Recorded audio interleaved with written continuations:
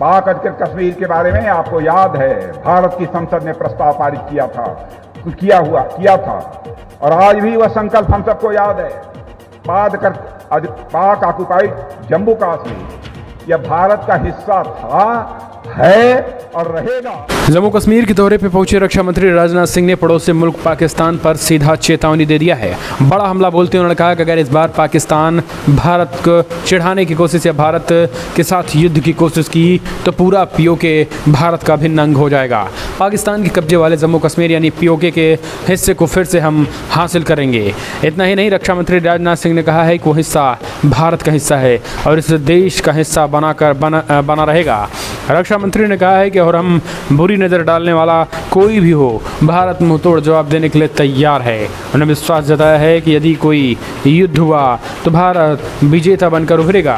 रक्षा मंत्री राजनाथ सिंह ने यहाँ कहा है कि कारगिल विजय दिवस के उपलक्ष्य में आयोजित एक कार्यक्रम के दौरान कहा कि मैं आपको विश्वास के साथ बताना चाहता हूँ, अगर किसी विदेशी ताकत ने हमें बुरी नज़र डाली और युद्ध हुआ तो हम विजयी होंगे। उन्होंने कहा है कि भारत ने 1947 के बाद से सभी युद्धों में पाकिस्तान को हराया और कड़वी हार के बाद हमने छद्म युद्धों को अंजाम दिया है। सिंह ने कहा है कि राष्ट्र को आश्वस्त करते हुए सशस्त्र बल भविष्य की सभी चुनौतियों को सामना करने के लिए तैयार हैं। उन्होंने कहा है कि पाकिस्तान और चाइना के साथ युद्ध के दौरान जम्मू कश्मीर के लोग अपनी सेना के साथ खड़े रहे हैं। उन्होंने जोर देकर कहा है कि प्रधानमंत्री मोदी के नेतृत्व वाली सरकार का एकमात्र उद्देश्य राष्ट्र के हितों की रक्षा करना है और इसे एक आत्मनिर्भर और रक्षा पारिस्थितिकी तंत्र विकसित करने के लिए कई कदम उठाए हैं जो भविष्य के सभी प्रकार के युद्धों से लड़ने के लिए सशस्त्र बलों को रणनीतिक रूप से अहम स्वदेशी हथियार और उपकरण प्रदान करता है। आज़ादी के बाद ही चुनौतियों का जिक्र करते हुए सिंह ने कहा है कि जम्मू और कश्मीर और लद्दाख पूरा क्षेत्र 1948, 1962, 1965, 1971, 1999 के युद्धों के दौरान जंग का मैदान बन गया था।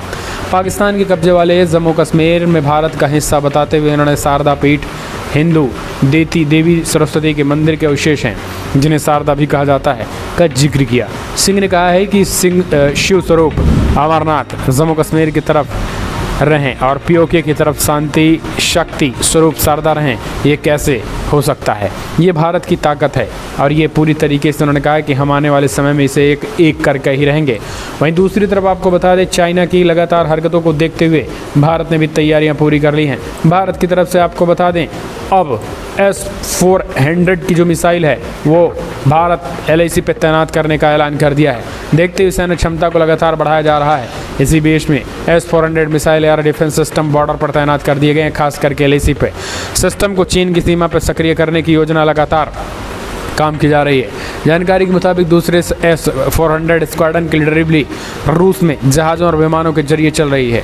जल्द ही इस डिफेंस सिस्टम को चीन की सीमा पर तैनात किया जाएगा। दरअसल चाइना लगातार लद्दाख से लेकर अरुणाचल तक लगी सीमा पर अपने फाइटर जेट के जरिए हिमाकत करने की कोशिश कर रहा है। चीन की ये लड़ाकू विमान अक्सर अब LAC के पास 10 किलोमीटर के नो फ्लाई जोन के इलाके में आ रहे हैं। इसका जवाब देने के लिए भारत चीन की सीमा पर S-400 missile air defence system की तैनात करेगा। यूक्रेन युद्ध शुरू होने के बाद रूस से पहली बार S-400 सिस्टम की दूसरी खेप भारत आ रही है। टाइम्स ऑफ इंडिया सूत्रों ने हवाले से बताया है कि इसकी खेप जल्द वहां तैनात कर दी जाएगी। रिपोर्ट्स के मुताबिक इन S-400 missile air defence system की तैनाती में भारतीय नौसेना सेना, चीन के फाइटर जेट, रणनीतिक बॉम्बर, मिसाइलों और ड्रोन विमानों को न केवल बहुत दूर से पहचान सकेगी बल्कि उन्हें पलक झपकते तबाह कर सकेगी।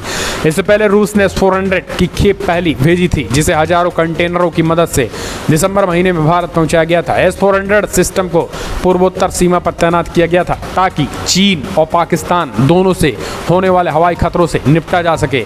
आपको बता दें, अरुणाचल चीन की तरफ से फाइटर जेट की तैनाती और उनकी उड़ान खासतौर पर लद्दाख और अरुणाचल प्रदेश में काफी बढ़ गई है, जिस वजह से भारत की ये तैयारी है। फिलहाल भारत की इस तैयारी को आप कैसे देखते हैं? कमेंट के माध्यम से अपने सुझाव।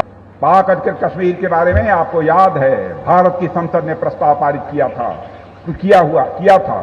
और आज भी वह संकल्प हम सबको याद है।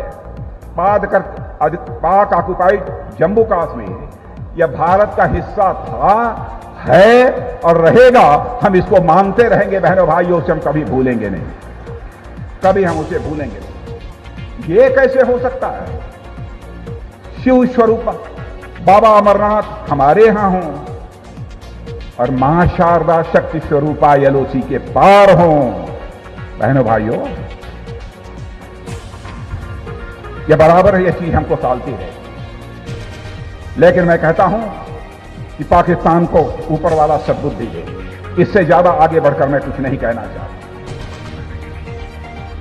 और यहां पर अंत में इतना ही कहना चाहूंगा कि मेरे बहनों भाइयों, हमारी ताकत का जहां तक एहसास हमारे पड़ोसी को है, मैं एक घटना की याद दिलाना आपको चाहता हूं।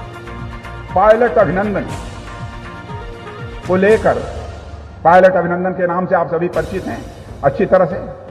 पायलट अभिनंदन, जिस समय उनका हवाई जहाज वहां पर गिरा था, फाइटर प्लेन, और वह पाकिस्तान ने उनको बंदी बनाया था, जानते हैं वहां के फॉरेन मिनिस्टर ने पाकिस्तान की जो नेशनल असेंबली है उसमें खड़े होकर कहा कि मुझे यह बतलाया गया है कि हमारे आर्मी चीफ पाकिस्तान के आए थे और उन्होंने यह बतलाया यदि अभिनंदन को रात को 9 बजे के पहले यदि रिहा नहीं कर दिया गया तो भारत पाकिस्तान के ऊपर आक्रमण कर देगा। और उन्होंने कहा कि हमारे आर्मी चीफ के मस्तक के ऊपर पसीना हो रहा था, बहुत घबराए हुए। यह मैं नहीं कह रहा हूं, भारत की नेशनल असेंबली में स्वयं उनके फॉरेन मिनिस्टर ने कहा, और आज भी उसकी रिकॉर्डिंग मौजूद है, उसको निकालकर आप देख सकते हैं। तो बहनों भाइयों, इसीलिए मैंने कहा भारत कोई कमजोर भारत नहीं है, भारत अब यह ताकतवर भारत बन चुका है बहनों भाई।